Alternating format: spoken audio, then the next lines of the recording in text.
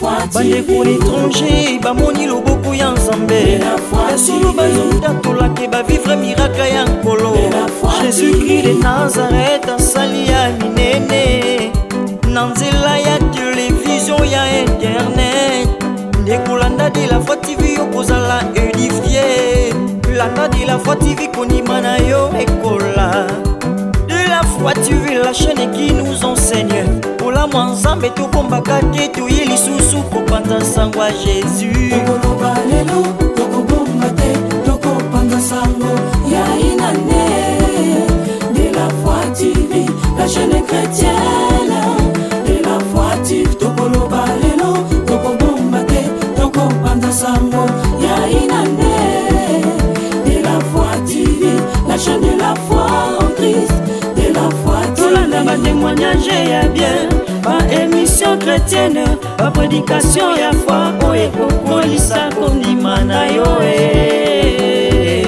la de la Foi TV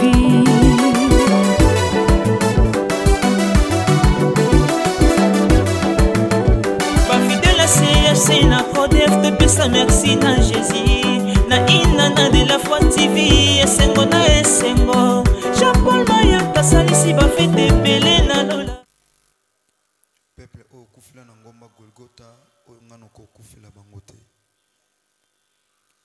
Merci malgré moments difficiles mais tu as permis à ce que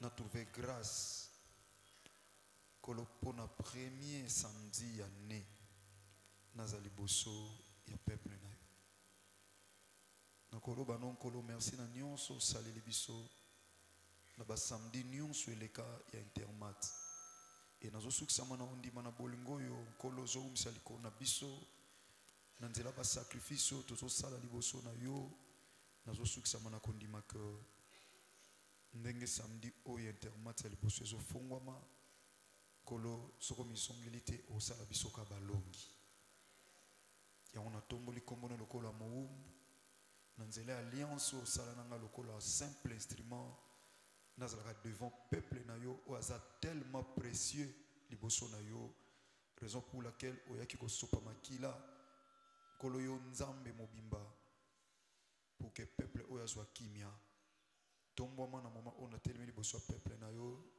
nazala en face na bango toujours en qualité d'un esclave kolo yo mata biso penza to kita tata to kita en fait que tozala canal à lipamboli pour na peuple na yo bénis tous les serviteurs kolo bazo téléman et tumbelo pour na intérêt ya royaume pour na intérêt kolo ya kombo na yo pe pour na bolamu na yo na tina na peuple oyo ozo poussa tangu na tangu na kati ya CFC tombo ma lisusu nzambe na ngai na kombo na Yesu Masi ya Nazareth oaza le seul et l'unique grand vainqueur wa bimisi biso balongi malgré le tumba de to sambeli na kombo na kondima tolobi amen. Merci Aya Soko Fanda s'il vous plaît. Napesi nzambe merci oya pesi biso susu samedi à lelo lokola premier samedi de l'année nzambe wana azwa penza lokumu amata lisu na église à CFC atombo malisusu. Un grand merci na basali na nzambe nyonso église ba modérateur ba prédicateur ba département nyonso naza infiniment reconnaissant pour oloba que soboza quitté biso toko salate pour ngamoko na kokate. C'est vrai que c'est le visionnaire qui court avec sa vision mais il a toujours besoin de bons collaborateurs pour asana bon musala. Merci na ba collaborateurs nyonso de près ou de loin nzama pambola bino o nyonso asali nzambe avec la volonté avec amour oya luka qui intérêt à peuple ya ka kofanda awa lokola bana o baza précieux liboso Yesu Masi ya Nazareth nzambe penza pambola bino mingi. Merci na bino ba papa na ba maman pour na marque confiance au sali biso na nzela musala nkolo Nzama pambola bino. Vraiment tous tellement reconnaissant pour ce bino bozala ite peut-être tokoza pe makasi mususu to wana mote. Donc merci na batata nyos. Papa Ngombe en partie un grand merci na musala bosali na veillé. Olongola ki ba grade ya mukili oza nango onima ko saila nzambe. Ba ebisingo za ki libanda pour protéger peuple nzambe mituka tango ezolekana so sele ki mokonzi na yo peut-être longo fanda tisuka na kiti pa na mona kyo. Merci papa. Bino nyonso nzama papa Freddy papa j'ai bino nyonso ba papa nzama pambola bino. Vraiment un grand merci. Ba maman nyonso pe na pesi bino merci mingi. Ba maman nyonso ba sœur ba frère nyonso merci mingi. Na o nyonso to tamboli malamu na 2019 nzama pambola bino mingi. Amen. Na souhaité nzambo yo asala bino susu belé na 2020.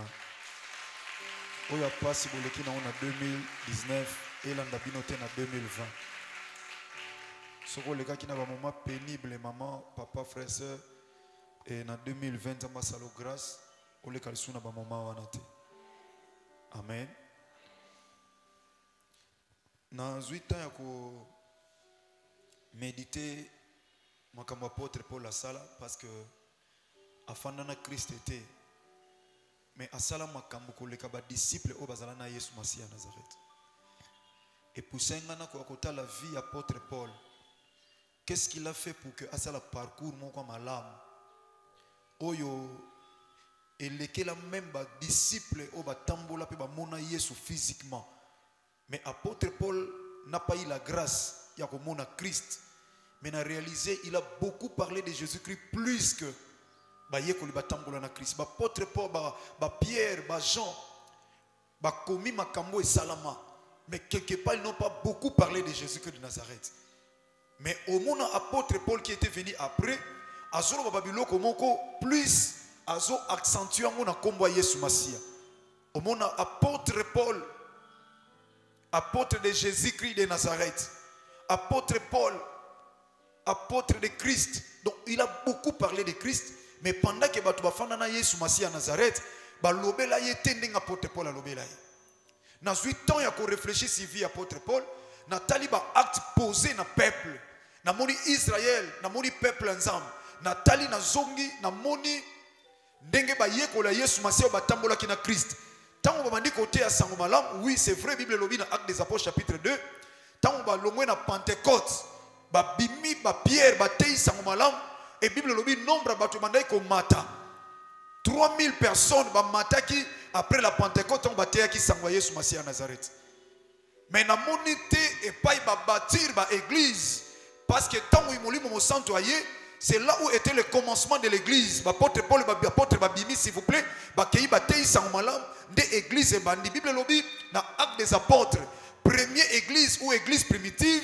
Et ça l'église église où tambusaki batu na ba principe soko ke ko méditer Actes des Apôtres chapitre 2 au mona ba tambola ki na fraction ya pain ba tambola ki na unité ba tambola ki na makamunio so malam c'est-à-dire ba ki uni et Bible lobi chaque jour à cause ya unité nombre ya bandimi et banaki ko bakisa makati na église na réaliser makambo na moni ils ont fait un bon travail mais natali ba avancer qui plus lointain na makambo ko bâtir plus ba église et belé ba koma ki penza lokola ntoma polo ye mokote. Oui ba église ba Laodicée zalaki ba église belé ko ekozala mais ba kotaki na profondeur ya lolenge oyo apôtre Paul a comprendre ki Christ était mais pendant que bango bazalaki na Yesu Masiya Nazareth physiquement. Apôtre Paul aye ko tia direction na kati église aye ko pesa ba directive na kati église le lopo église e fanda muta fandisa moboko fondement ya église c'était apôtre Paul. Abimisi ba disciple ebele, abimisi bana ebele, asali ba église ebele, azo kene lokola apôtre, azo bâtir aye awa bâtir église, atiki titre, akei na avancer, akei kuna bâtir église, ache Timothée avancer, azo ko kende na ba na naye, bazo bâtir ba église, bazo kende. Raison pour laquelle bien aimé dans le Seigneur, en qualité ya mosali na Nzambe na lobi année o na CFC eza année ya kosala makambo lokolo aka ba janté le corps de Pierre était, mais ça comme ça la makamuta fandi sa doctrine du christianisme apôtre Paul. C'est-à-dire, c'est une année d'élargissement. Quand on parle d'élargissement, tout ce monde a makamu belé, c'est-à-dire parmi tes grands thèmes, donc dans le grand thème, il y a netolobi élargissement, il y a batante nabiso, c'est-à-dire année oyo CFC il fait fongama sur tous les plans.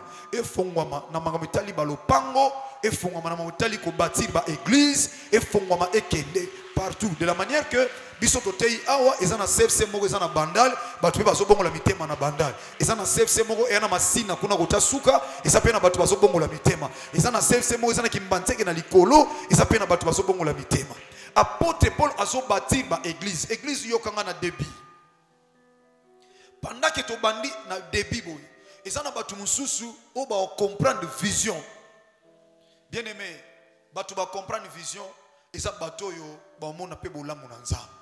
C'est dans le débit qu'on peut donner la forme. Ce qui mutazui forme était ne bandeli, même na katikati on a difficulté pour aluka ko se transformer pour azonga na forme ou esengeli azo par rapport il y a vision et église. Apôtre Paul a bâti ma église. Et de temps à autre, azo zonga na ba église wana. Ko zonga kakate de fois soka zui ten ko zonga te, azo sala ba lettre, azo koma. Au mona lettre d'apôtre Paul à l'église telle. Lettre d'apôtre Paul na église à Corinthe. Lettre d'apôtre Paul na église à Thessalonique. Lettre d'apôtre Paul na église Songolo. C'est-à-dire apôtre Paul azo koma pona ko landela koma église ezo ko évoluer parce que atiki ba disciple atiki ba serviteur avec ba discipline pe moboko eza fondement Jésus-Christ de Nazareth. Alors de temps à autre azo landela ayeba ete bato bazo marcher toujours na kati ya christianisme, bazo marcher toujours na kati ya ba fondement onga na tsekati na bango yango azo koma mukolo mususu l'église à Thessalonique atei bango ebisi bango Yesu Masi azo zonga. Yo pe na kibomoto ko réaliser depuis apôtre Paul à Loba, Jésus-Christ de Nazareth revient bientôt. Bien-aimé, l'équipe battant, il y a battant. Mais à zongati depuis apôtre Paul. Atei bango lobi Yesu Masi akozonga. Lilo banzambe simbi batu na mitema. Batu bazalaki ko sala ba faire, balobi nyonso to sala ezala pam. Izana doctrine mo ya mboka na biso. En fait doctrine mo ya monde entier. Doctrine wana ba s'intéresser na ba offrande te. Ba s'intéresser na mambongo te. Bokoye babango. Doctrine wana ba sala nini? Bateya évangile ya ne moko balobi mukile kufa. Alors bandimi na bango nyonso tu bazwa ki bozwi na bango. Ba o bazalaki na ba compagnie, ba o bazalaki na mbongo, loka ba yebi mukile zo kufa bazwa ba mbongo wana nyonso. Ba mimango na doctrine na bango. Donc na lo ba entre parenthèses l'église na bango. Tant ba mimango kuna papa kita muke s'il vous plaît. Tant ba mimango kuna bazwi ba mbongo wana mukile kufite et bazwi mbongo wana babandi skoyo malamu na bango balé yango te mais bandi ko somba ba mapango partout à travers le monde pour na église na bango. Donc ba somba ba mapango après 20 wana tango leki mukile kufite ba sombi ba mapango. Apôtre Paul atei bato alobi Yesu Masi azozonga. Bato bazwi bozwi na bango bakangi batiko ke misala batiko luka bakangi ba activité. Ba zeli ba moni Yesu Masi azozonga te, parmi eux bato bakomo kufa. Ba saleli apôtre Paul lettre. Balobi webse biso Christ azozonga, on a tout abandonné, tous c'est la retour à Christ. Mais comment fait-il biso tous le retour à Christ parmi nous bandeko ba moni retour te bakomo kufa. Ya apôtre Paul lokola zwa ki temps ya okenesu na Thessalonique te asaleli bango lettre. Azo veiller na ba âme. Asali bango lezabi bo s'inquiéter te na sujet ya bandeko ba kufi. Bango ba précéder biso. Biso totikali to c'est l'avènement ya fils de l'homme. Bango ba kufi ba précéder biso et lorsque Christ reviendra, ce sont que des morts en Christ ba kozala ressusciter premièrement. Donc là vous réalisez que bazwa ki fondement ba kutani quelque part na ba point d'interrogation et ba moni apôtre Paul a tonga que église za musika et ba Thessaloniciens ba komelié et apôtre Paul a zongseli bango aussi par lettre pour veiller toujours na doctrine de la manière que batu ba pengwate. Alléluia. Pour batu ba pengwate. Apôtre Paul a fondisi moboko na kati ya église. A fondisi fondement, a fondisi doctrine. Donc nous avons dit ça doctrine à christianisme et que les kabatunions sont batambolo na Yesu Masia azate soki apôtre Paul te. Yem tapé sa direction na kat église. Bien aimé ce matin. Na lina fait sa direction na kat église Koloba. Ce qu'on comprendre vision ya année, on s'intégrer dans la vision wana, c'est alors bien aimé dans le Seigneur, on se conformer dans la volonté ya Nzambe par rapport à la mission oyache dans la église. Apôtre Paul a parlé beaucoup de choses. On a médité le livre à Paul. Nous comprenons que bien aimé, nous sommes obligés quand on est serviteur de Dieu, il y a apôtre Paul a sala. Lelo soki to finga mana musala nzambe to mitungisa mateso to tali musala apôtre Paul a sala. Apôtre Paul a betama akutana na ba naufrage, akutana na ba menace ndenge na ndenge, donc na parcours na ye en qualité d'un vrai serviteur. Akutana ba problème très sérieux o soka mitala ki na bomoto akosa la bando ya foi ko lo banini ngana bandai ko boma ba chrétien na bandai ko sala bango mabe, je sentais que j'étais libre nazaki na problémité, mais depuis que j'ai reçu Christ akutani na nga na accepter na komi ko salela ye na komiti na niveau batu ba beta kanga yom ko suna bisibilo akomi lobi na uti ko recevoir 40 coups moins 5 na lobi mais apôtre Paul fallo ba 39, pourquoi solo ba 40 coups, donc aligné arrondir. Donc, Alex a battu 40 coups moins. Donc, ça dit, bah, bétaillé, bah, tu vas humilier, na autre côté, à Kenan, il y a Malte, au moment des barbares, bah, il y a des moutons, justice se permet de vivre moutons au Koufa. Mais à c'est quoi le bon qu'on vipère et quoi? Donc, bah, tu vas témoigner que non, cet homme est Dieu. Donc, il y a eu une humiliation, il y a dengue na dengue. Il y a un monsal dans l'église, au Kambara département. Tangaka Bible bien. Oza mokambi osala na département Songolo, osala koza mokambi toza mwana ozo servir Nzambe na kati église na département Songolo, oza mwana ya tangaka liloba Nzambe, tangaka liloba Nzambe. Et vous allez comprendre que bato basala Nzambe bien bakuta na pe na bakomba ya makasi. Soko zokuta na bakomba te, soko za serviteur, oza servante de Dieu, yeba ke bien aimé ou oza un enfant de Dieu, donc ça dit mwana Nzambe ozo tambola na obanga Nzambe. Soki ozo mona bakomba te, zonga na vie na otala, c'est que une vie chrétienne sérieuse, c'est une vie de combat. Parce que tout le monde doit aller à l'église, ou à amen, l'église a la arche, c'est-à-dire couche ignon sur les côtés. Et musu sasoya tali yondengo zo sambe lo zoko étouffé yondengo zo tambola na kobanga nzambo zoko étouffé et mutandengo na akoluka ba moyen nyonso possible ou akoko créer même makambo pona yo de la manière que alembisa yo soko za na kondimate okokoma na niveau lobi ngakuna ndenge ngo sambela te ndeko mwanzo banga lobi ngai tango na bandai na ko sala makambo na ngai mabe na mukili na kutana na humiliation ya boete, mais depuis na koma osambela na koma mutaba humiliation na bine yaya parce que c'est na kaya satana ko bundisa yo te sikolo ko ye na kaya nzambe satana ndia bandi ko bundisa yo. Or elo yo sepela et ça osala kat na Yesu Masia parce que c'est là où il y a la vie. C'est là où il y a la vie. Même il y a des combats. Bible le bien clairement, ils te feront la guerre mais ils ne te vaincront pas. C'est ça. To fonda na bitumba te me totalaka suka ya bitumba babundisa o yaya mais yeba kango soko tikali na discipline ya crainte nzambe otikali na musala na nzambe o ndima ko sala nzambe pendant que bazolo ba yozo sala encore davantage za lokola Bartimée tant bazo pekisa yo yozo ganga plus fort ozo continuer ko servir nzambe yaya kaka batu wana ba barbare de ba changer à vie mais soki yo bendani yo dem to perdre. Yango Bible lobi c'est lui qui se retire et l'ami de celui qui tue. O azo benda na musana nzam, aza muninga ya mutu oyo aza koboma. Totanga makambo apôtre Paul azoloba na mukana 1 Thessaloniciens chapitre nango 1er. Na sepena parler thème moko une voie d'élargissement. Nzela moko ya kofungwama. Une voie d'élargissement. Une voie d'élargissement. Une voie d'élargissement. Moko ya banzela pona ko fongwama. Donc quand je parle d'élargissement, nazolo baka pour une église té, nazolo baka pour une vie na yo privée. Donc c'est-à-dire église et ko fongwama, vie na yo et ko fongwama, santé na yo et ko fongwama, ba faire na yo tout ce que vous faites et ko fongwama. Mais la première des choses, c'est de comprendre la vision.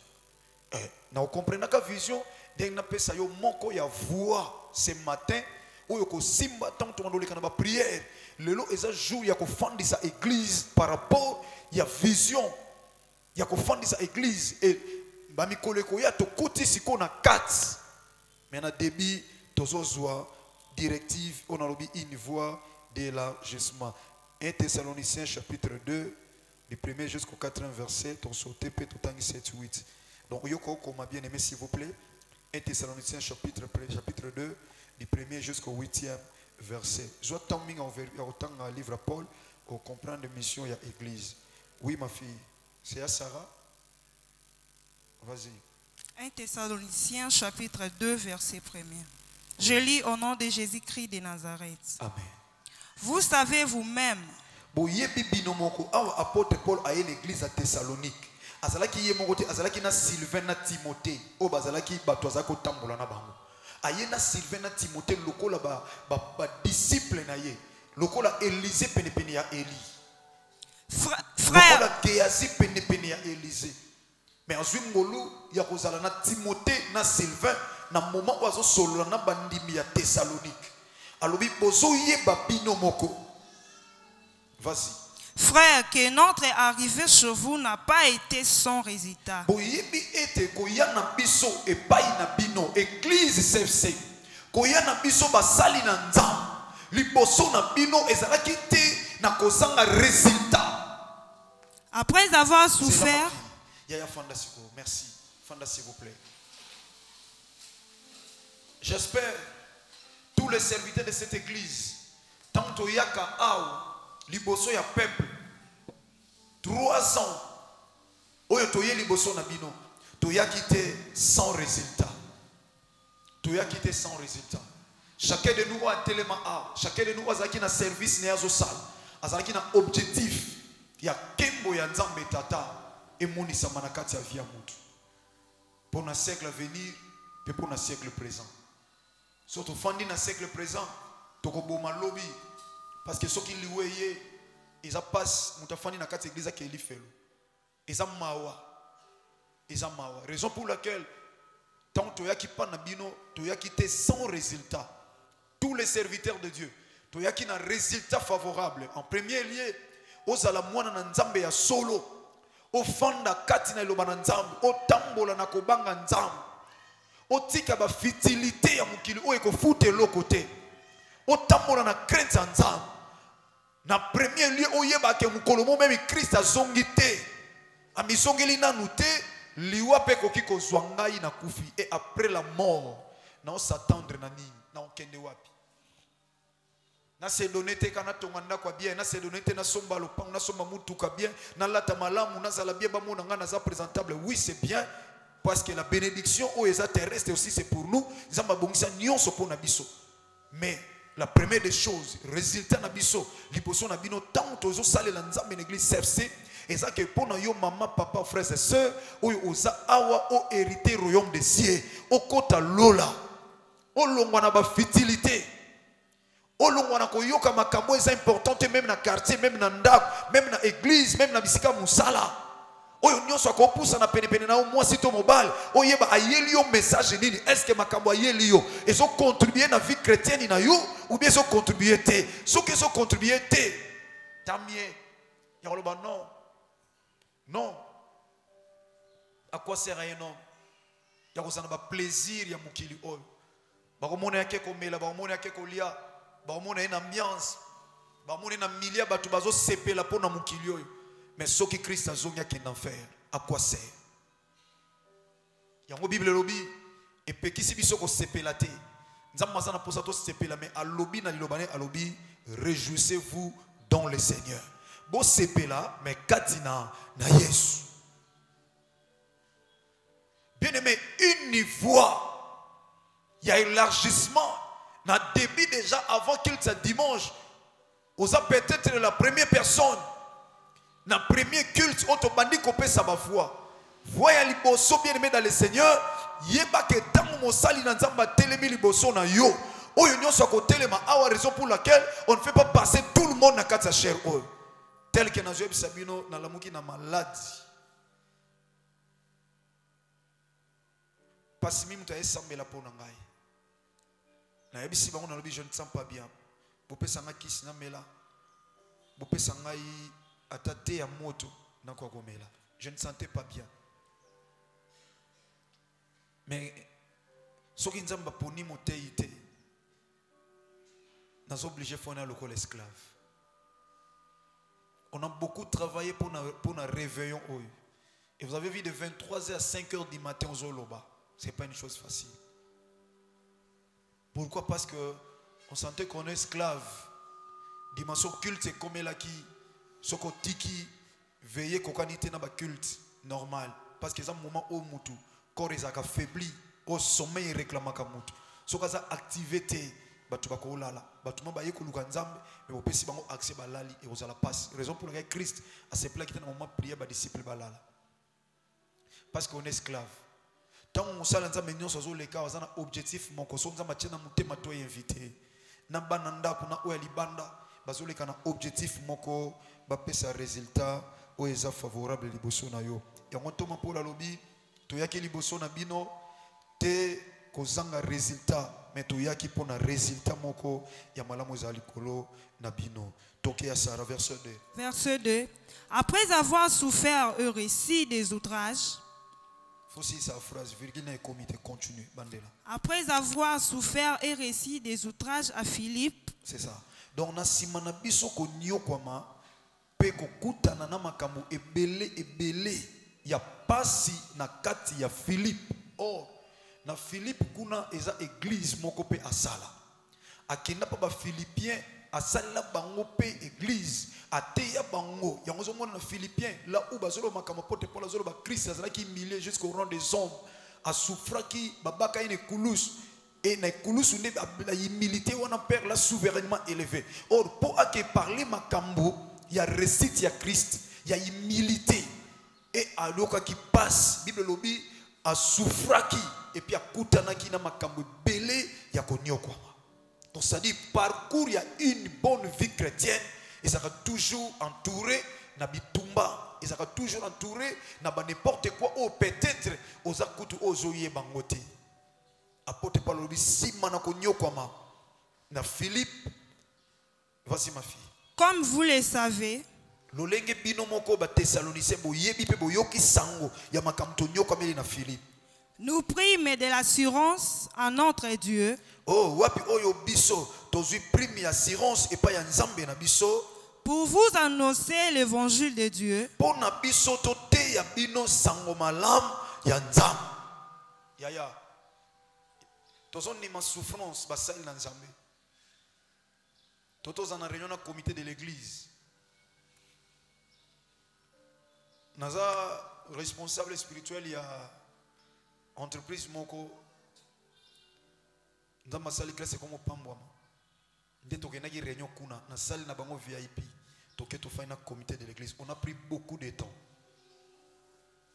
ya kosala ba programme ko solo la ndeni il faut tokota ba prière pour nous préparer l'église ndenge nini toko tambola na église on a eu beaucoup de temps avec comité de l'église et je crois d'ici là on va interpeller on va appeler ba responsable ba département et oyo nzamba permettre ba sala ndenge boyebi tozo changer ba kambi chaque année on doit changer ba kambi pour na évolution pe ya église donc to benga ba kambi wana to solo la to sala partage nde ba mikolo ba lobi mosapi mo eso la elongité et dans l'ensemble mutamta pe sa vie na ye ni to ko sala pour peuple ya nzambe objectif moko ba vivre bolamo nzambe na siècle présent pe lo ba kota lola batato la qui sait c'est toujours toi on a un Dieu véritable qui est notre Seigneur et Sauveur Jésus-Christ de Nazareth.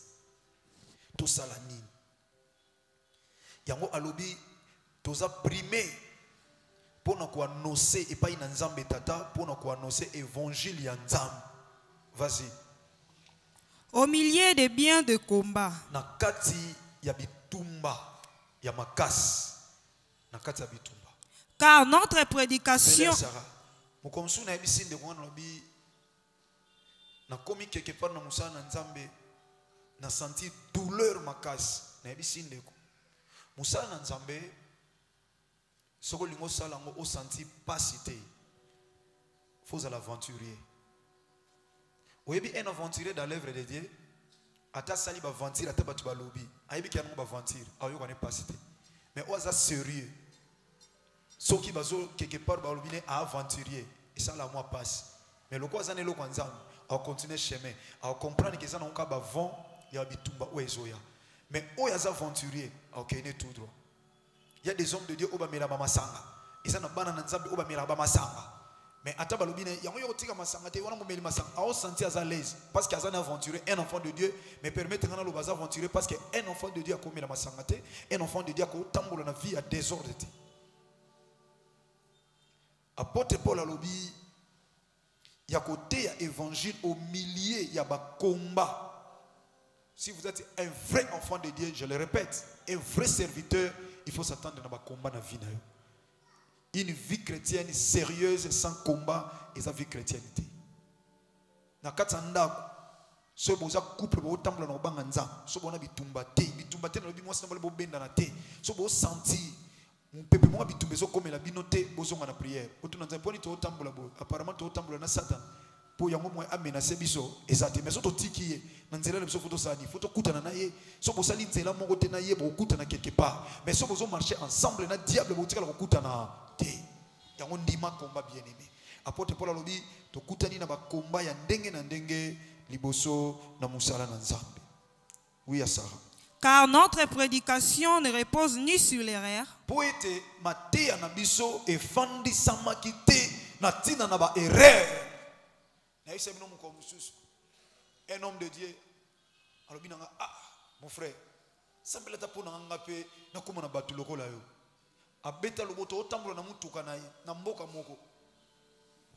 Alobi nzamba sala grâce mon frère sambela nga pe na zo grâce wana abeta loboko na volant tozo kende abi ngai so na zui batu loko yo mon frère no kita Kinshasa na avion na osomba avion pe no kita na Congo.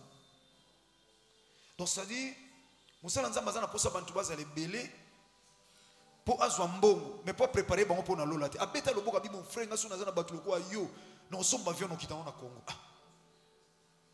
a osomba avion au kita na Congo.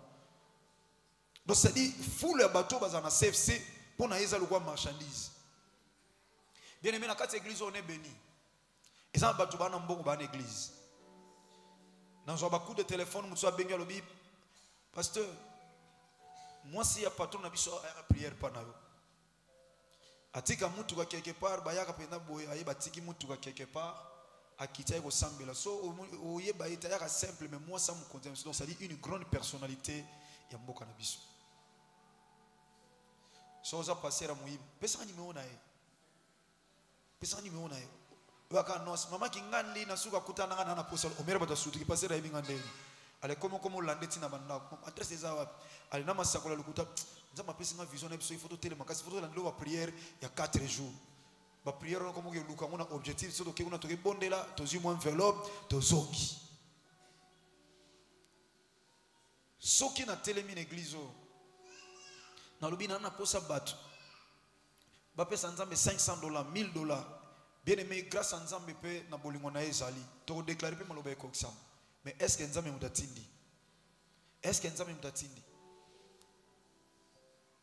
est-ce que nzambe mutatindi bien aimé to fandisi évangile la prédication na ba erreur te o nzamba lobi to sala na église yango to sala o nzamba lobi to sala te to chama bolongo na seto lobi tata sala aza capable ko sima mutema mutu ayalobi papa tozo ko ko sili église te place songolo musale tikala ki nzamba chenga cœur na sala boy azana makoki ko simba mutu et pas ibiso to suki a simba mutu évangile auto memeli bino na auto memeli bino na 2020 ce qu'on comprend de vision c'est une prédication où ils ont se reposer dès na katia erreur donc c'est-à-dire une prédication pure soko yoki loba na nzambe koleka awa ane mobimba oyo basala nzambe nzamba ocha biso cœur na bana ndako na bato libanda o ba kotelema awa soko ndimili loba Yesu Masia Nazareth comme étant une prédication pure où ça na erreur te bien aimé okondima pe ko mona élargissement na kata vie na yo ça sera une voix où ko fongola yo problème na yo yokali loba nzambe pe chango kati na misala so balobi tambola na kobanga nzambe c'est une prédication où ça na erreur te to sakaka liloba nzambe chango en pratique yango lobi na mukana Josué chapitre 9 verset 8 que ce livre de la loi ne s'éloigne point de ta bouche médite-le jour et nuit pour agir fidèlement selon tout ce qu'il est écrit pour agir fidèlement selon tout ce qui est écrit c'est alors que tu auras du succès et tu réussiras dans tes entreprises d'abord obéissance à la parole prêcher, c'est une voie d'élargissement. L'obéissance dans la parole de Dieu. Yo pesa matoi koyoka mingi makambalobi na famille. Opesa matoi koyoka mingi makambalobi na yo oba humilier yo. Mais ozo pesa litoité pour na koyoka une prédication isa sans erreur. Ne ochango en pratique cette parole de pour au monde élargissement na kata vie na yo. Prédication auto te ya pasi auto zonyo comme na ba combat et to koti na ngo ane o un élargissement isa prédication o efandi sami kati na ba erreur te. Toke ya. Ni sur les motifs impurs. Et puis efandi sami te na ba motif mo o isa impur. Donc ça dit to ba no sala ba service moko awa wa ya passe. Nathalie na théâtre tous années évangile c'est l'a dit na moni pasteur moko ya théâtre na sepela ne makasi. Na bi bloka bo pe sala maka abi oh mon frère est sala maka. Mutazoe bisa mwasa libala musa ilanzanga abi nzamba wa ibisanga na ite soso tala théâtre non za ona mwasa libala des ansi bachol si ba olambo de ya si bache matungulu bache aya tangi bakomba bilo bache ba ai bache ba ni nyonso donc na minute so ba ozela ka bacha na basani bali yayo alobi aso abi mobali unaza na kati batu bazo ngabali ya ope mobali unaza na kati oh mobali kasi mobali nuko ndem tazo lamba ne do yim taza na base do yim tazo lamba do so ba kitika baliyo ya onza mbalobi na nga na sala prière moko na yo prière ya Élysée do munoko na munoko na yo tolo na yo. Je vous le dis, ya on a mituni motuna tambo comme à niveau mosala nzambe avec une prédication oyo isa empire. Et banano ndenge nini pasteur oyebisa yo omondo eza wana fona sala imposition de mena simona tolo et banano ndenge po bondima. Donc ce qui veut dire bato ndenge na bazano bana nzambe te parce que ça na molimo mo centre oyebisa que non prière à boye tant que papa oko sala ngango te. Mais combien de personnes bazolika? Combien de personnes? Peut-être yo posa awa si ba okenda pa mutu babino longola bilamba longola pe bilamba. Na yebite ko banano ndenge nini? Longola bilamba une femme responsable. Même aux jeunes sœurs, et comme on ndenge nini, baloba na yo longola bilamba. Et comme on ndenge nini, et puis yo peut oser au longola bilamba. Bien mais so ba salon makamwandenge wana, ba salon service batika bolumbu, ata sangisa nzoto na utatika bolumbu. Okende batina ko pa mutu moko kenda kuna lobino longola bilamba bien aimé, c'est le temps. C'est le temps. Le quoi nzama permettre yo comme on a débit année, c'est le temps. Au changer, au yato bonde la pona yo. Na kenda ibalbe na loba sokola kanga basala kanga boye eleka na okande wana na loba pardon pa nzambe oloba pardon pa nzambe bien meto kutana soko yebi mutu wana to kendaka basala oba ko sala yo wana alongoliso bila basali ba cérémonie ya yakeba na musuku ba pesa e parfum soko nga sokola pomper on a mai église on pesa na ba parfum et sa prédication o se reposer na ba motif impur. Et ça penza oyo ezoko se reposer na motif impur. Mais apôtre Paul a lobi biso prédication autotéa lokola l'église CFC et se reposer te na ba motif impur. Ni sous ma fille. Ni sur la fraude. Oh, pe fraude eza na quantité. Et on a lobi no bien aimé sala nzambe confiance na nzela ba sali ba koleka zwa liloba na nzambe o eza pur et se reposer na fraude te. Papa Kelani conçoit lobi fils na bureau na ye abi petit fils ko kende ko préparer maté à thé pour obimisa batumbongo. Lelo il y a des hommes de Dieu azo préparer une prédication ya fraude et se reposer na fraude. Verset ni na ko pesa pour na benda batumbongo. Donc muta ke retraite ake ko préparer ndenge ni akoyi ko bimisa batumbongo na kati église. Abando ko ba verset ko bimisa batumbongo. Vous allez remarquer nazana basali na nzambe ona yeba na bazana grâce. Moi aussi j'avais cette grâce là. Le loba église belé, le koba église ba chikama église belé et tongama pour biso to teya sango malam. Il y a pure vraie prédication. To teya sango malam to ba ina mbongo, ba biso ba ina mabiloko et tonga ba église. Mais le commence au bengi mosala nzambe. Wazana likaba osenga mbongo, awaye biso fois au pourcentage. Prédication ya fraude. Sora teyi à ça l'appel des fois boy na mbongo il faut boyo kalem so yazana 30%. Na mituni siko to sala nzambe obe comme business ba faire na biso église. C'est une prédication où ils se reposer na kati ya fraude ya lokuta. Mais ça là peut prédire parce que une église oba te ya makamba opesa te. Et ça peut église so ba to ba comprendre ba moté ba ozana passe. Parce que Bible le dit pendant que mokile ko exister loi à sémence na moisson au tika la ndenge moko. Ce que l'homme aura semé, il moissonnera. Il moissonnera. Biso so ginzambe zo ke na biso boye poto yebi loi à sémence na moisson. Quand on aime, on donne. Dieu a tant aimé le monde, il a donné. Moutou a payé sa raté. Parce que la main qui donne, il y a des recevoir. Et la joie de donner est plus qu'à recevoir. Quand la église, on peut à $100, l'église CFC. Dans l'hôtel, pour le banane, on peut à $20, il y aura une égalité. Moutou a payé ça, des gens qui pambolaye. A payé ça, des gens qui simbaye. Mais toi, il y a que. Un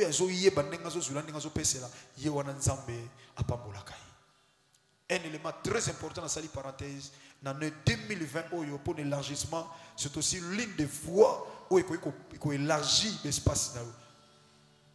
Nzamba pesa abiso to bitarate pour nous zonge painaye yakoya zonge selaye na ndambu oyazo pesa biso. Donc ça dit prédication na biso efandi na fraude te pour nous côté ya pour nous intérêt moko bo personnel yango anate pasteur za na posa futa ba nyongo pasteur za na posa somba te va munene à ça appel de fond église et sa prédication il y a fraude ou ça pour nous intérêt personnel mais n'est pas pour la gloire de Dieu. Apôtre Paul a lobby évangile na biso ça c'est se reposer na fraude te. Verset 4 ma fille. Verset 4. Mais selon que Dieu nous a jugés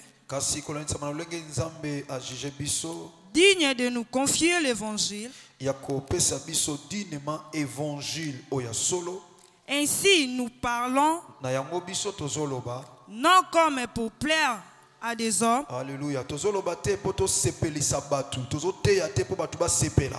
mais pour plaire à Dieu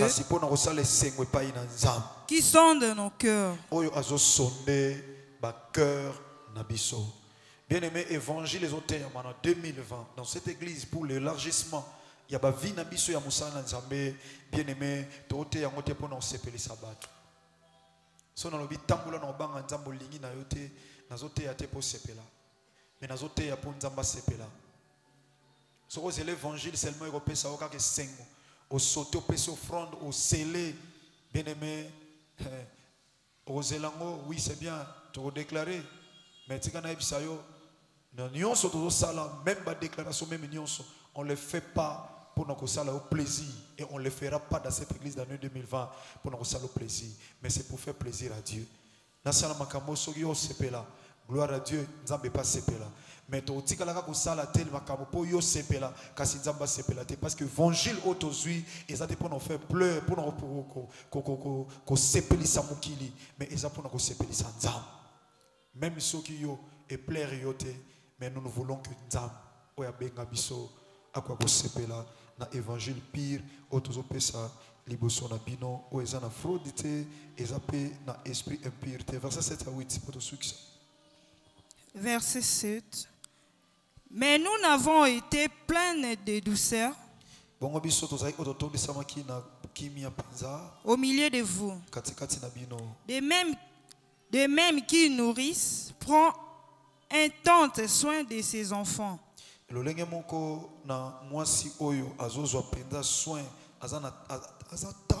c'est-à-dire tendre na soin donc c'est là je voulais dire tout ça qui na esengo na 2019 tout ça qui na douceur na milé na bino lolenge moko oyo mwasi ya mutema malamu oyo azalaka tendre pour na koleisa mwana oye azobokola. Donc nous étions devant vous na lolenge wana donc avec plein de douceur toleka ki na kimia pe bino bozalaki lipamboli pour na biso. Verset 8. Nous aurions voulu na yango tolingi dans notre vive affection na oyo pendeza makasi mingi affection otozanango pour vous pour na bino non seulement vous donner l'évangile kaka te potote ya bino sango malam de Dieu ya nzambe mais encore nos propres vies. Bandela 0 verset 8. Nous aurions voulu dans notre vive affection Bandela. Nous aurions voulu biso to lingaki dans notre vive affection Bandela. Nous aurions voulu biso to lingaki virgule dans notre vive affection pour vous, oui, na oyo wapi ezali affection ya makasi pona bino.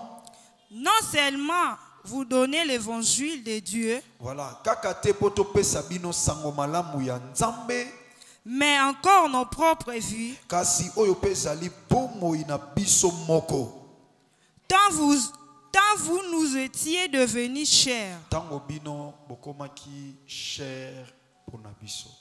Yaya Luka ya kozala très cher pona pasteur na yo. Luka ozala très cher pona mosali na Nzambe azo kamba yo na département. Luka ozala très cher et pa basali na Nzambe o bazana kati église awa. Luka ozala très cher, c'est-à-dire kozala inutilité et si kozo sali la Nzambe. Kozala inutilité na kati église. Yango toma pola lobi et biso to tikala kate poto te ya bino liloba na Nzambe, mais aussi pour na ba propre vie na biso oyo wapi to pesa ki bino vive affection tant que bino bozozala cher pour na biso.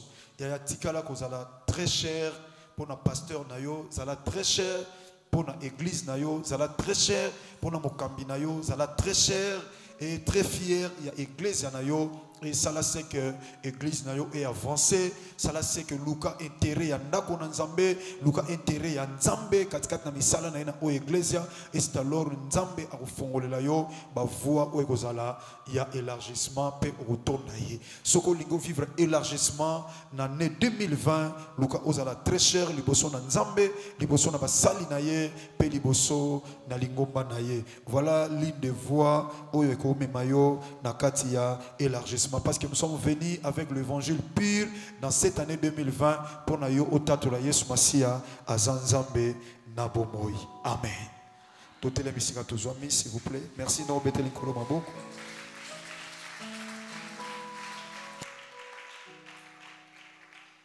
Kanga monsieur Sikozali réaliser conduite na yo l'année passée olekisi ndengene liboso na Nzambe. Conduite tu les as qui n'engagent.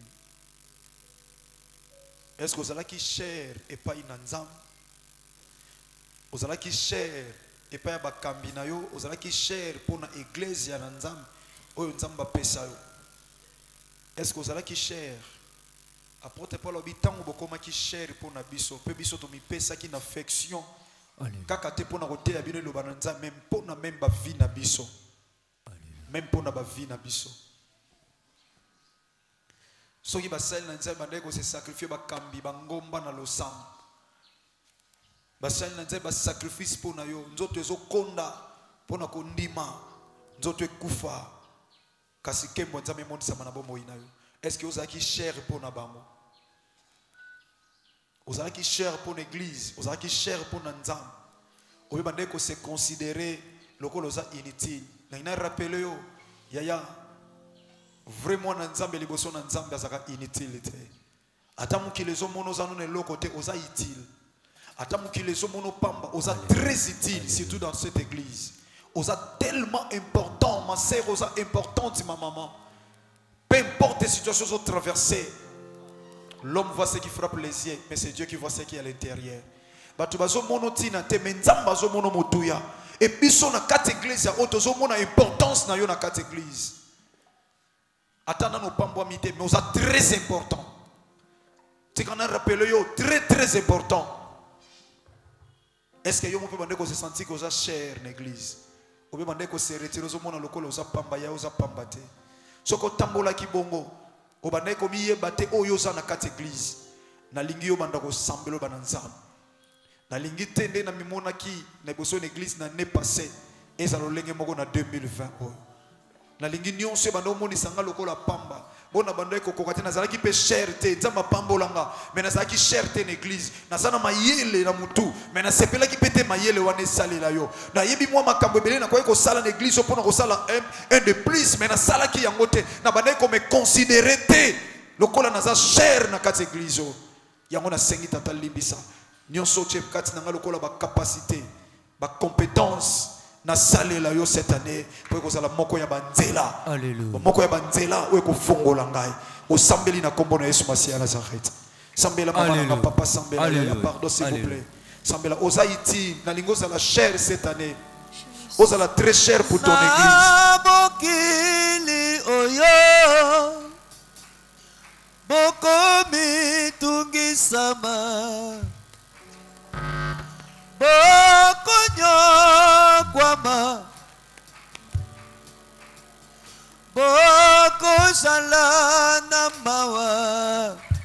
Alléluia. Kasi mawa na bino eko bongwa oza très utile. Oza très utile. Tika mwa mona na bango yonde bazo mono menga nazo ebiso oza très utile l'église. Oza très utile. Oza pena très utile. C'est considéré. Solo oza motuya en église oyo. Mon frère oza motuya. Ma sœur, papa nanga oza motuya. Oza motuya l'église. Yango toza na vive affection pona yo. Toza na vive affection parce que oza motuya pene pene na biso. Jésus. Yesu aligi Bondela lobata kana se considérer na sa utile na l'église na biso. Na yeba na sa motuya liboso na yo tikinga na bomo ipamba te. Yaya batu baleka na bambongo bisu bakundaki bango na 2019. Batu baleki na kotombwa mana nyoso yoso luka baza na bomo ite ba misusu. Samba ibi pourquoi zo tiko na bomo oza très utile yaya. Komita la ndengo osate. Samba atiko pamba te. Ate loko zo luka na no zuite ayebi ya watiko na bomo.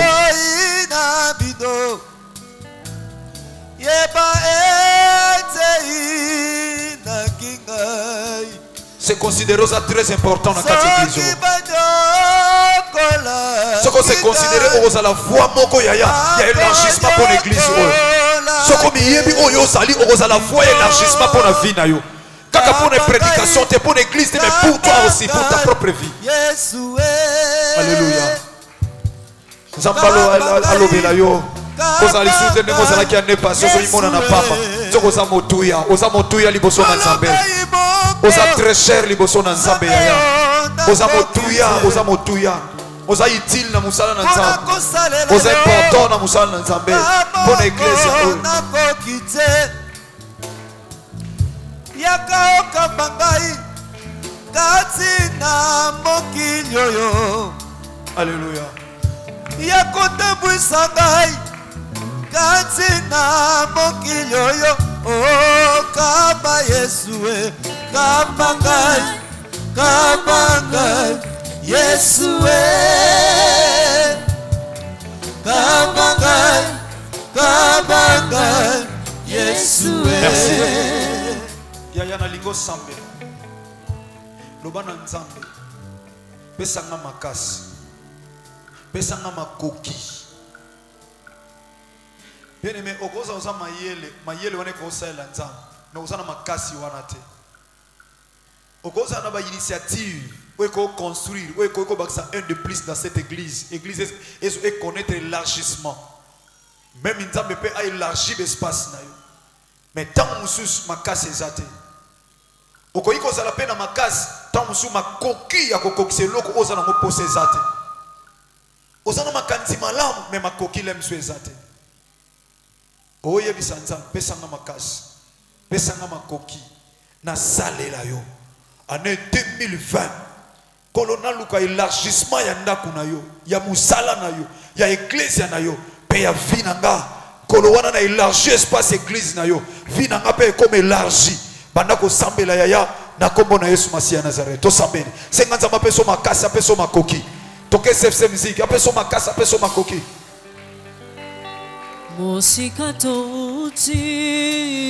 Jésus, pesanga makasi. Mosali na Nzambe bonde na Nzambe apeso makasi. Apeso ma capacité makoki. Ya ko salela ye de la manière non salela qui était en 2019. Sambela yaya, sambela mosali na Nzambe. Mokami sambela. Sambela yaya. Mwana Nzambe sambela Nzambe apeso makasi. Apeso makoki.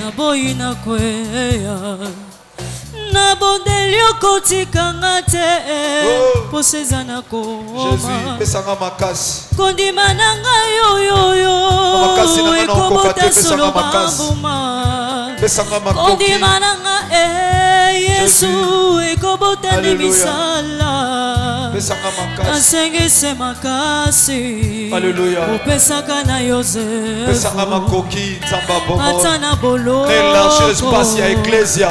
Élargir espace à Bomo Inanga. Donc l'église veut s'élargir et connaître l'élargissement. Il y a ma tente. Alléluia. Jésus. Alléluia. Jésus. Alléluia.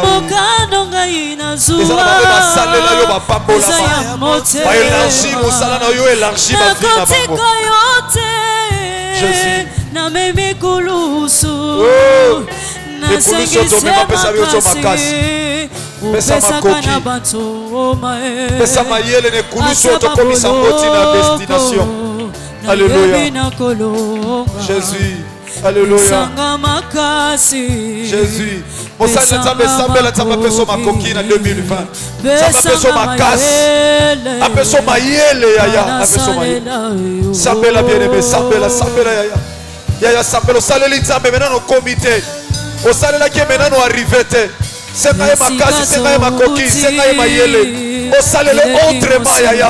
autrefois.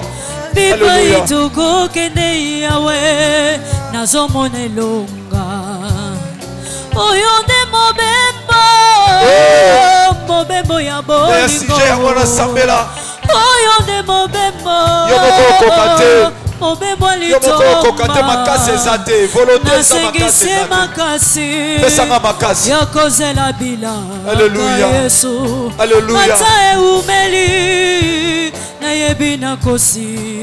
Jésus. Pesanga makasi Jésus. Pesanga makoki Seigneur, Pesanga mayele Pesanga mayele na salelo makasi koleka tatane na salelo 2019 makasi Pesanga makasi Pesanga makoki Pesanga mayele Pesanga mayele Yawe na salela yo na salela yo Sapela ya peso makasi peso makoki peso mayele Jésus. Non, on va pas mater. Na ligina sale loko le 2019 so tikina na kokate. Pesa nga makasi. So makasi na kokate. Pesa nga makasi. Pesa nga makoki yawe. Pesa nga mayele kana sale la yo. Jésus yoka yoka. Nous continuer na loyembo yoka bien-aimé. Yo moko kokate ya. Et ça n'a pas tout bas saler la nzambe ba élargir espace à nzambe nzambe élargir l'espace à vie là-bas makamusu eza makambo ko senga te nzambe pesanga eza kaka yo élargir espace à nzambe nzambe élargir espace na yo osali kaka voie ya élargissement ya ba tente ya ndako nzambe nzambe élargir vie na yo na moni Salomo aloui ko élargir espace alobi na nzambe na pesi yo 1000 ngombe Seigneur abimeli alobi na pesa yo nini Senganga nyoso alobi mayele tabi mayele kokite nzamba tali ndenga élargir souci élargissement ya œuvre ya nzamba pesanga mayele na tamboza peuple na yo nzamba moni souci élargissement ya musala ayebi se senganga nyoso na opesa yo abakisele bozwi oya sengate nzamba zana makoki ma sœur mon frère papa maman ya kopesa yo oyo sengi yete tango zaka na souci élargissement premièrement ya musala na ye tango zaka na souci élargissement ya musala na ye souci ya musala nezala élargi batonti na ye fongwama nzamba osenga yo aloba nosenga nga na pesa yo nyonso secret musu ya récite eza tango ozoluka intérêt ya royaume église oyo bato bafandaka libanda na bamvula bazopola mais lem so ozalaki na mayele te ya kososola ozalaki na makoki te ya kosala quelque chose mais eza na mapango oyo bazoteka élargissement tokoki kosomba mais lem mosusu mpo ozalaki na infant ntango mosusu nzambe bazozela yo na hpd ozosambela yaya sujet kaka yango loba nzambe ata na mayele na nga ata na makasi okopesa nga ata na makoki na élargir no espace ya église bongo yo koélargir yanga lokola osalaki na Salomo yaya tozano na makasi tozano na makoki te ozano na mayele te mais senga yango nzambe akomona souci ya motema no mpo élargissement premièrement ya royaume nzambe oyo apesa yo makoki akopesa makasi akopesa mayele pour être tango élargir espace bongo sima ye pas élargir vie na yo yango na banda ko sambela ko senga ngwe pa ina nzambe na komona Yesu Masia Nazareth. Nous continuons avec cette chanson. Pesanga makasi pesanga mayele pesanga makoki ngana salela yo makasi pesanga makoki zambo ko pesa ye mayele ya pesa yo mwana okoki ko pesa ye makasi oyo sana ngo ya pesa yo musala okoki ko pesa ye makoki ya condition na destinée. Alléluia, merci Seigneur, merci Jésus. Nakotika yote na memie kulusu nasengese makasi upesaka na Yosefu pesanga makoki atana boloko atana pasi nayebi na kolo atana zolela me pesanga makasi pesanga makasi babo sakayaba rekaya sakababo pesanga mayele atana sika kolela pesanga makasi atana sika kozanga pesanga makoki okana kai na zuwa Jésus donc tangu tata unazo suka tangu unazo suka soki okiki tike kuluso na bemi na komisa na suka pesanga makasi pesanga ya ko élargir l'église na yo pesanga makoki ya ko élargir l'église na yo pesanga imayele ya ko élargir l'église pesanga makasi alléluia pesanga makoki pesanga mayele pesanga mayele ya kana salela yo na salela yo nasengi pesanga makasi pesanga makasi pesanga makoki pesanga patience Yesu anasalela yo pesanga makasi pesanga makoki pesanga mayele anasalela yo. Merci cette musique. Il y a yozo sambela. Vous savez, tangu Salomo azokeko offrir 1000 holocaustes. Église pesanga matoi mais elle a concentré dans le sang. Évangile tozo memelo eza na fraude te. Eza pe na esprit impur te, eza na intérêt personnel te. Yo soko comprendre l'évangile oyo. Et que c'est une voie d'élargissement. Ça sera une voie d'élargissement pour ta propre vie. Mais en premier lieu, il y a à comprendre. Salomon tangazo ke offrir 1000 holocaustes pa ya nzambe. Kaka ndoza miso kanga réaliser 1000 ngombe. Awuti nango quelque part, azoke nango quelque part. Nanzele zaki na batu bazako loba. Bangombo eke wapi? Salomon ke pesa nzambe. Bango pe na nzambe wana. Bangombe na koteka tu bangombe na kosala boyete. Isa na batu balobaki. Mais lui il était déterminé. Akena bangombe tie pa ina nzambe. Nzambe zui bangombe mutema ne simbami. Na zwa ba sacrifice mais ya oye lekelinga.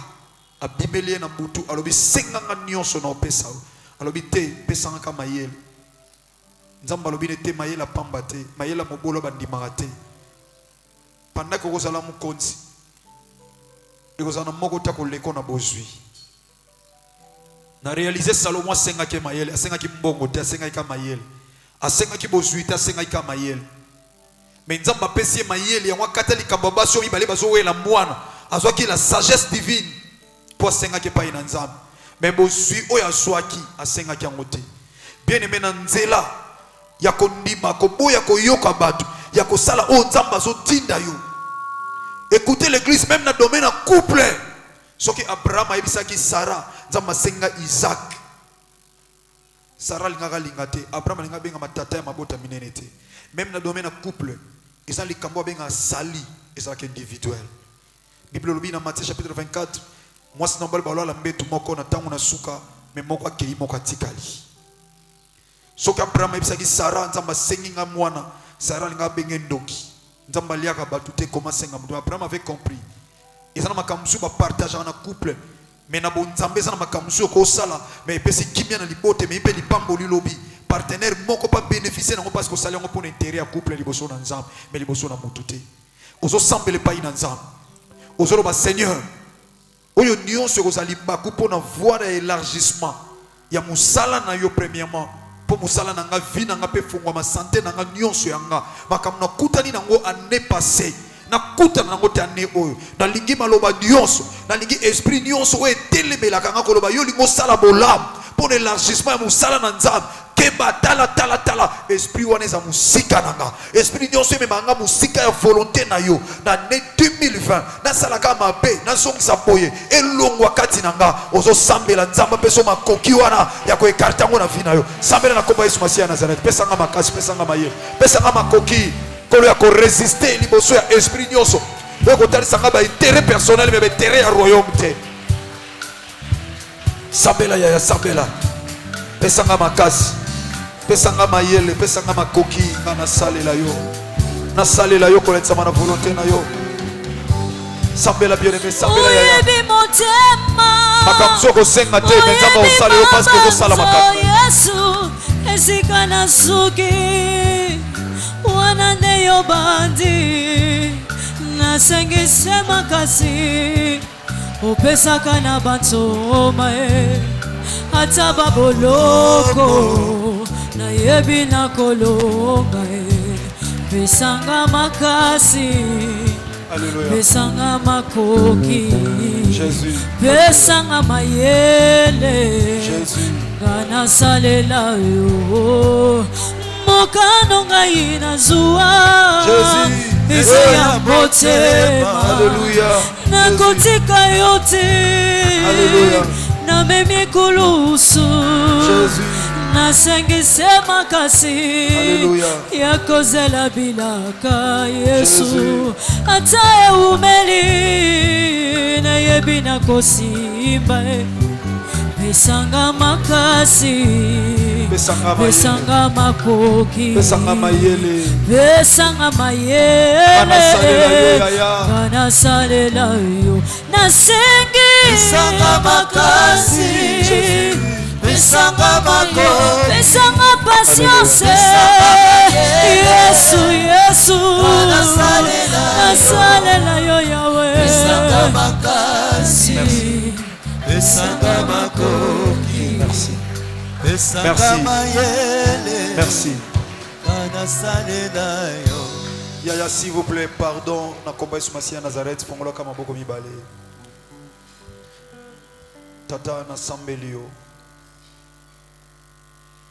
n'annoncer une voie d'élargissement parce que tomemi si manaba souffrance en ndenge na 2020 tomemi kolo une voie d'élargissement parce que c'est une année d'élargissement kolo ya espace ya batante na biso yango na sambeli koloba mwana nyonso akota na vision mwana nyonso nkolo akota na vision tika toza na vive satisfaction ko ute pai na yo okoka okota makambo na bango ata oba sengi te tomba koti na vision kolo ba élargi kaka pa na yo yo bandi ko élargi pa na bango tika o comprendre nzambe na début kaka to annoncer kolo ko permettre te to koma na 3e 4e 5e mois batato na élargi espace ya bonzambe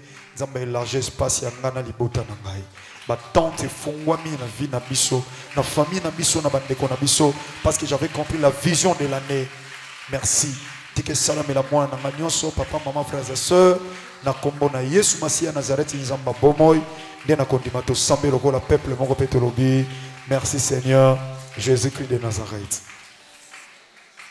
amen. Yayo Fandi s'il vous plaît Fanda merci Yokasiko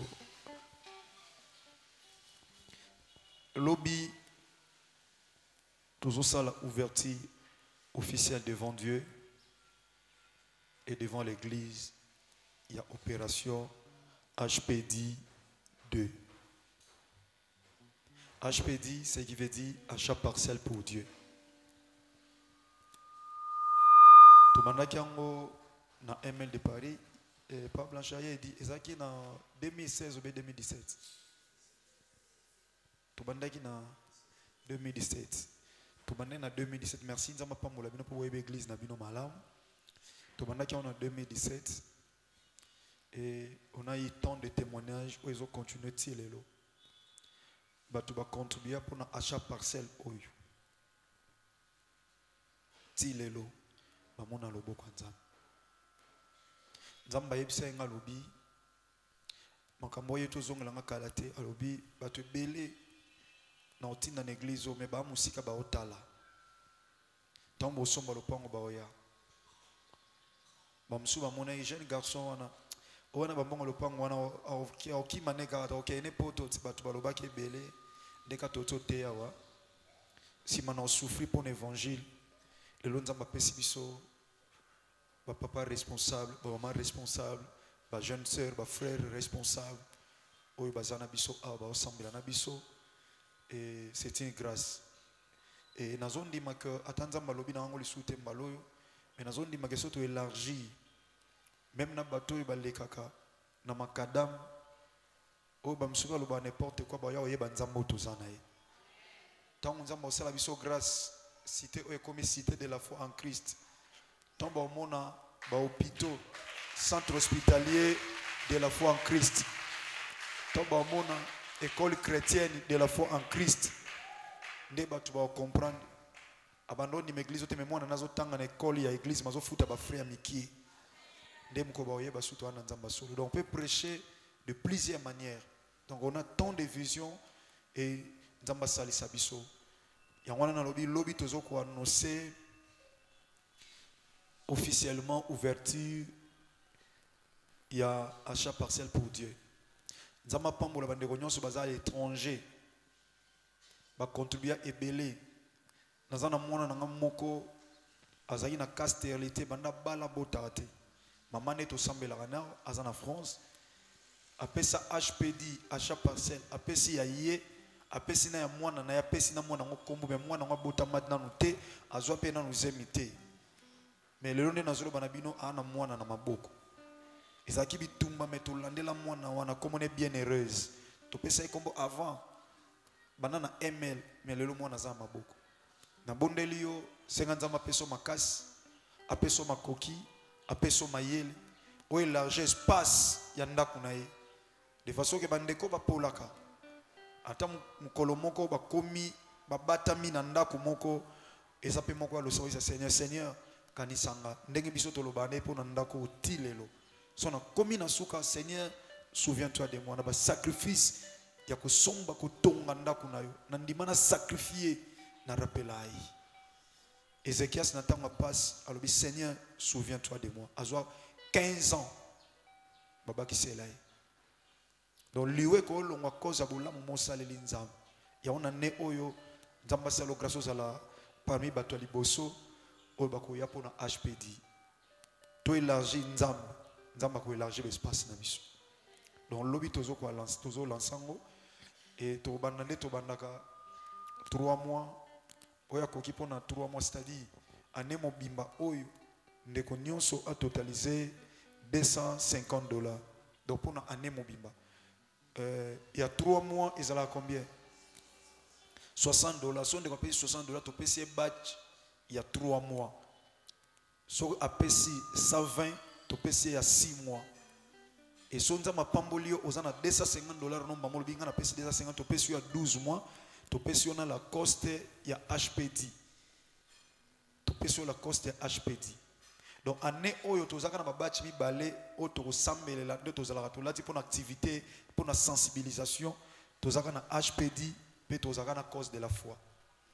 Donc obandi pena na HPD na yo ozolata ngo ozwana na église c'est-à-dire ermo na prière lokoza on elonga mutute batu pe bakosa bino o bino bolata ka batu oyebise o siko na lati nini ozo rappeler nzambe Seigneur kanisa ngata na lopango tata na bandi déjà mona ngai et mundeko apesi 250 azui batch na il y a 12 mois to benga on CFC mon église donc c'est-à-dire alobi CFC église na on a sombi le pan et azui pena la coste na ye et ndeko wana to mo benga ye partenaire donc c'est-à-dire apesi ni ya 12 mois mais so nzamba pambolier akoyi ko ya nzamba pambolinga suna $50 ya pona kaka to motiver achat parcelle na pesi 50 nanga nzamba pambolinga na 1000 nga na pesi nanga $1000 nzamba pambolinga na 500 lokwa to sala appel de fonte bon nga li batch nanga on est à CFC mon église na moni na zongo na $1000 pona to somba lopango mambango nga nzamba pambolinga ya na moni na zongo na $5000 moko na pesi ngo pona musala nzamba pesa nga batch wana Donc, ils ont donc tout le monde a coxé $250, $250, tout sommes ma parcelle si facile.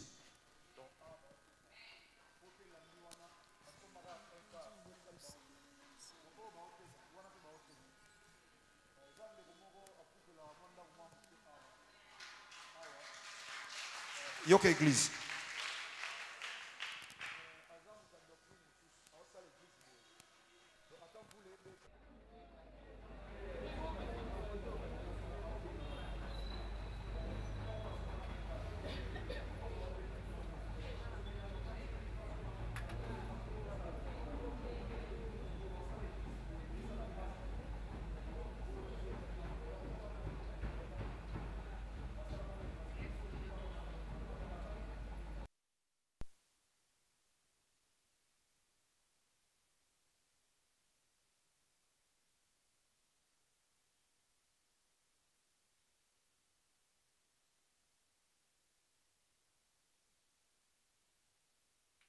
C'est pas nyoko la été parce que ma belé oyo eza ya tata na biso Yesu Masia Nazareth. Donc voilà ndeko on a biso lobby soki nzamba simbo déjà na mutema nde na zoloba atokana ko sale loro mo songolo zala mutali boso ko banda lobby po yo zui grâce ya ko yoka ko bande ko msibo yo ka lobby dimanche. Donc to fongoli e ngai nzambo abenga nga na ba grande chose na ochaka mabolongo na se na lo batata ba osombela nga lopango te tomona kutu ba sala nzai ba sombeli bango lopango na église mais ba osombela nga te ba osombela yo témoigner nga naza mosali na yo lokola Bible ezoloba c'est que l'homme aura semé il moissonnera. Bien aimé, vous allez réaliser nazo bisabino bo réaliser ndeko mususu o élargir espace église nzamba élargir mabota na yo a élargir musala na yo a élargir santé na yo. Il a tout entre ses sentiments.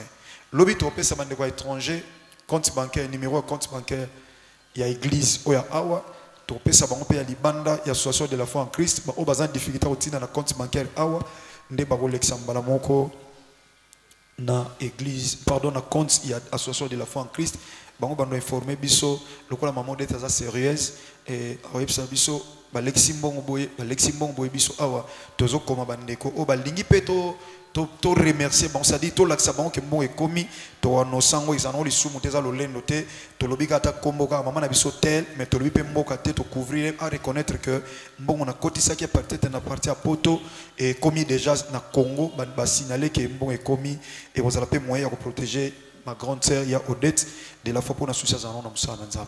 Est-ce que l'église to lito élargir l'espace église kaka ndo ndimi Nzamba élargir l'espace à vie na. Amen.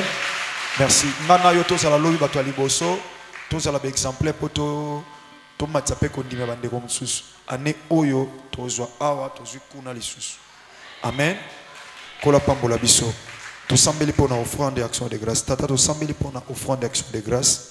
Oni loboko ya Nzambe esolo bazonda tolake ba vivre miracle ya nkolo Jésus-Christ de Nazareth asali ya minene Nanzela ya télévision ya internet Ndekolanda de la Foi TV okozala édifié Landa de la Foi TV konima na yo ekola De la Foi TV la chaîne qui nous enseigne Ola mwanzambe tokombaka te toye lisusu kopanda sango a Jésus Tokoloba lelo tokobomba te tokopanda sango ya inane De la Foi TV la chaîne chrétienne De la Foi TV tokoloba lelo tokobomba te tokopanda sango ya inane De la Foi TV la chaîne de la foi en Christ De la Foi TV tolanda ba témoignage ya bien ba émission chrétienne ba prédication ya foi oye kokolisa kondima na yo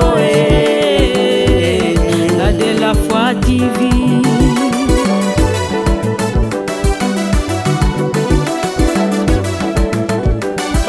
CFC na Codef te pesa merci na Jésus na inana De la Foi TV esengo na esengo Jean-Paul Mayaka salisi ba fete